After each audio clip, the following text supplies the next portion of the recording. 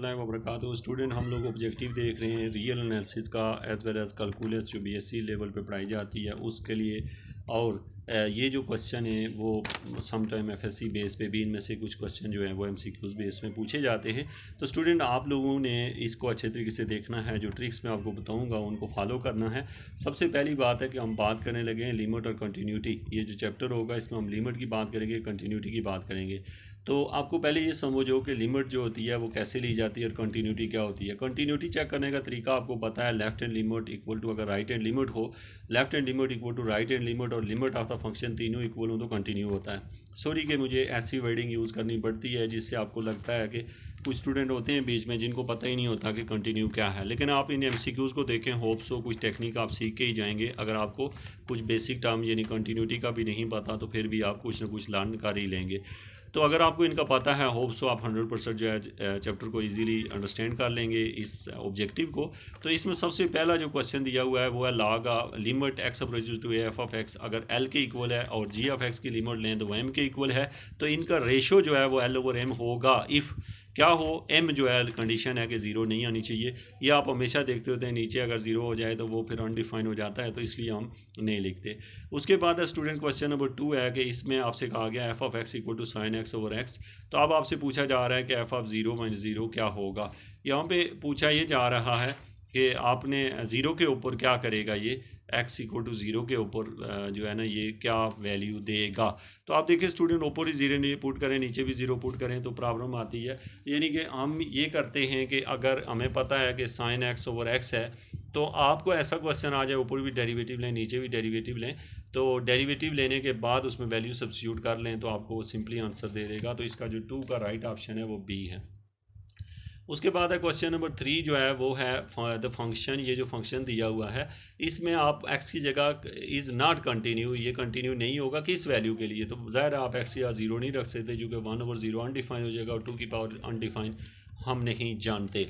तो ये थे जी आपके 3 एमसीक्यूज़। हमने जो एमसीक्यूज़ करने 11 हैं उनकी तादाद।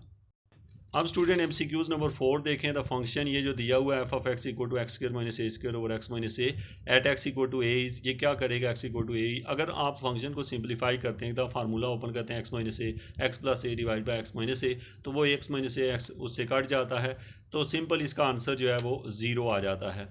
तो जब इसका एफ ऑफ एक्स का आंसर जो है वो ज़ीरो आ जाता है, और अगर आप इसे सिंपली अगर ज़ीरो नहीं करते यहाँ पे पुट करते तो अनडिफाइन हो रहा होता है। तो इसका मतलब है कि ये जो फंक्शन दिया हुआ है ये नॉट कंटिन्यू है। इसका राइट ऑप्शन जो है वो बी है। उसके बाद स्टूडेंट आपके पास है कंटिन्यू फंक्शन वो होता है स्टूडेंट जिसमें कंटिन्यूटी हो, जिसके अंदर मतलब प्रोसेस करने की सलाहियत मौजूद हो।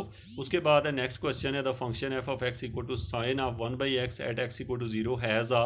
अब इस क्वेश्चन को आप देखें, x equal to zero has a, यहाँ पे ये क्या करेगा क्वेश्चन आपका। इसमें पहला ऑप्शन दिया है discontinue of first coined, discontinue of second coined और मिक्स कंटिन्यूटी और रिमूवेबल डिसकंटिन्यूटी। याद रखें कि ये बहुत इंपॉर्टेंट क्वेश्चन होता है। आपको पता हो डिसकंटिन्यूटी ऑफ फर्स्ट काइंड क्या होती है, डिसकंटिन्यूटी ऑफ सेकंड काइंड क्या होती है, और फिर उसके बाद मिक्स कंटिन्यूटी क्या होती है और रिमूवेबल डिसकंटिन्यूटी क्या होती है। इन चीज़ों का आपको पता होना चाहिए। इसका जो राइट ऑप्शन है स्टूडेंट वो होगा डिसकंटिन्यू ऑफ सेकंड काइंड। अच्छा, ये जो होता है याद रखें कि जो आप कंटिन्यूटी चेक करते होते हैं तो फंक्शन जो है अगर एग्जिस्ट कर रहा हो, अगर फंक्शन एग्जिस्ट कर रहा हो लेकिन left hand limit right hand limit equal ना आ रही हो तो फर्स्ट काइंड ऑफ डिसकंटिन्यूटी होती है। लेकिन अगर फंक्शन जो है वो कहीं भी एग्जिस्ट ही ना कर रहा हो तो वो फिर सेकंड काइंड ऑफ डिसकंटिन्यूटी आ जाती है। उसके बाद है यहाँ पे स्टूडेंट नेक्स्ट जो है क्वेश्चन नंबर 6 है। ये दिया है F of x equal to X in bracket function में दिया हुआ है discontinue here X is the, अच्छा ये जो है ना greater integer less than or equal to X, यानी कि ब्रैकेट फंक्शन दिया गया है, इसके मीनिंग उसने ब्रैकेट में लिखे हुए हैं। आपके ऑब्जेक्टिव में ज़रूरी नहीं है कि मीनिंग साथ में हो। इस पॉइंट के बारे में पूछा जा रहा है, पॉइंट एट विच एक्स जो है वो डिसकंटिन्यू होगा। किस पॉइंट के एक्स की जगह क्या रखें तो ये डिसकंटिन्यू होगा। तो इसके लिए ऑप्शन दिया set of all rational number, set of all irrational number, set of all integers, और इसके साथ साथ है set of all integer points, और फिर है set of all prime number. तो स्टूडेंट अब आप इसमें देखें तो जो आपका राइट ऑप्शन है वो होगा set of all integer points. के लिए ये क्या डिसकंटिन्यू होता है, क्योंकि ये जो होता है इसको इंटीजर फंक्शन ही कहा जाता है, यानी कि ब्रैकेट फंक्शन में इंटीजर का ही रोल होता है। तो ये है set of all integer points के लिए ये क्या होगा, डिसकंटिन्यू होगा। उसके बाद है स्टूडेंट आपके पास है क्वेश्चन नंबर है 7 है। आप देखें एक फंक्शन दिया हुआ है, इसको हम पीस वाइज फंक्शन कहते हैं क्योंकि इसके 3 हिस्से बने हुए हैं, इसके डिफरेंट इंटरवल के लिए डिफरेंट वैल्यू आ रही है। अब वो पूछा गया है क्या ये कंटिन्यू है एक्स इक्वल टू 1/2 पे, और क्या ये यानी कि आपसे ऑप्शन 3 पूछे गए हैं, 4 पूछे गए हैं। तो अब आपने ये करना है कि इसे चेक करना है। लेकिन ये जो फंक्शन है इसका आपको राइट ऑप्शन आएगा discontinue at x equal to 1/2।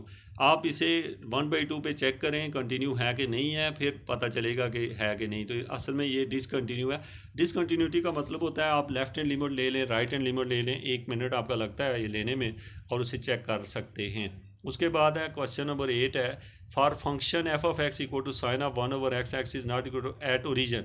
अब ये ओरिजन पे क्या करेगा, अब जो है ओरिजन के ऊपर ये हमें क्या देगा।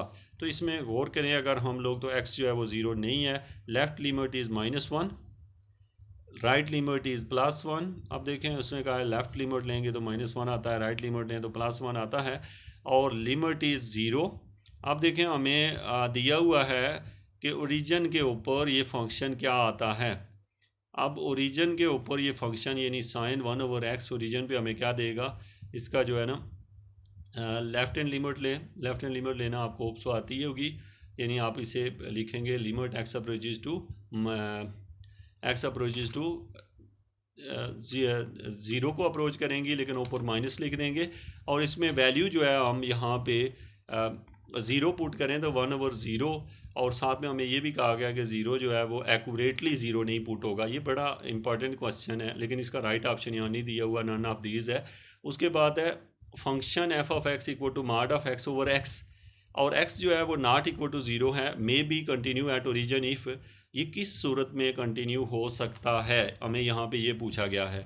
तो स्टूडेंट ये जो है फंक्शन जो दिया है mod of X over x का मतलब है कि एक दफ़ा आप लेफ्ट हैंड लिमिट के लिए इसे लिखेंगे -x/x, तो पता है ये आपको आंसर देगा -1। होप्स हो कि आप left hand limit right hand limit लेना जानते होंगे। यानी मॉड वाला जो फंक्शन होता है उसको जब लेफ्ट हैंड लिमिट लेते हैं तो -x पुट करते हैं, और राइट हैंड लिमिट में +x पुट करते हैं। तो इसका एक दफ़ा आंसर -1 आएगा तो प्लस आएगा, तो इसलिए हम कहते हैं can not be continue for any values of F 0। यह 0 की किसी वैल्यू के लिए भी कंटिन्यू नहीं करता। उसके बाद है स्टूडेंट यहाँ पे हमारे पास, अच्छा क्यों नहीं करता, याद रखें कि 0 डायरेक्ट नहीं पुट कर देते, पहले फंक्शन का लेफ्ट हैंड लिमिट लेंगे फिर बाद में जाके 0 पुट करेंगे। नेक्स्ट है क्वेश्चन नंबर 10 है, if F of x equal to sine bracket function of X divide by bracket function, और ब्रैकेट फंक्शन जो है वो 0 ना लिया जाए तो एफ ऑफ एक्स जो है वो 0 लिया जाए, और ब्रैकेट फंक्शन फिर से पीछे लिखा है ये नॉट 0 है, और फिर लिखा हुआ है ये 0 है। Where bracket denote the greatest integer less than or equal to X, then limit X approaches to 0 F of X is. तो 10 जो है इसका जो आपने बताना है कि ये फंक्शन जो है does the integer less than equal to X, then limit is, limit क्या होगी, इसका राइट ऑप्शन आता है आपकी क्या लिमिट के लिए ये करेगा। चूँकि ग्रेटेस्ट इंटीजर की आप डेफिनेशन ज़रूर देख लीजिएगा, चूँकि ग्रेटेस्ट इंटीजर जो होता है वो एक पॉइंट को छोड़ के एक वन साइड होता है। आपको इसकी अगर डेफिनेशन पता हो तो मैं समझता हूँ इसमें कोई राइट ऑप्शन नहीं है, ये जो है इसमें नन ऑफ दीज ही आएगा जो 10 है, क्योंकि हमें ये पता है कि ये एफ ऑफ एक्स जो है ये डिनोट इस चीज़ को कर रहा है, एफ ऑफ एक्स इसके बराबर है, less than equal to this is. अब ये क्या आएगी, यानी limit X approaches to 0 F of x equal to किसके इक्वल आएगा, यानी हम इसे हल करेंगे तो ये जो है ना जो ब्रैकेट फंक्शन होता है इसका जो रिजल्ट है ये कुछ इंटरवल फॉर्म में, यानी कुछ वैल्यूज़ इसकी आती हैं, यहाँ पे इसका आंसर नहीं है। और 11 में जाके देखें तो यहाँ पे दिया हुआ है एफ ऑफ एक्स जो है वो दिया है x square for all x belong to real number if. आप यहाँ पे क्या करना चाहता है ये, if F of x equal to x square for all x belong to real number, f is not continue or uniformly continue on R, और not uniformly continue on R, और नन ऑफ दीज। तो student यहाँ पे पूछा क्या गया है, हमसे पूछा ये गया है कि इफ़ एफ ऑफ एक्स जो है वो एक्स स्क्वायर हो फॉर ऑल दिस इज़, ठीक है, ये फंक्शन जो है पहला कहता है नॉट कंटिन्यू होगा, ज़ाहिर है ये कंटिन्यू तो होगा, ऊपर नज़र आ रहा है यूनिफॉर्मली कंटिन्यू, बल्कि इज़ ना, बल्कि ये और यूनिफॉर्मली कंटिन्यू ऑन आर या not uniformly continue on R. तो ये जो है ना इसका राइट ऑप्शन सी आएगा, कंटिन्यू तो होगा लेकिन नॉट यूनिफॉर्मली कंटिन्यू होगा। तो ये स्टूडेंट आपने कंटिन्यूटी के ऊपर पढ़े हैं। अगला जो आपका चैप्टर अपलोड होगा वो डेरिवेटिव के ऊपर होगा। पॉइंट्स कलेक्ट करें, ऑब्जेक्टिव इस पैटर्न पे ऊपर प्रैक्टिस करें आप लोग, और अगर कोई प्रॉब्लम होती है तो कमेंट में ज़रूर नीचे लिखें। Thank you very much.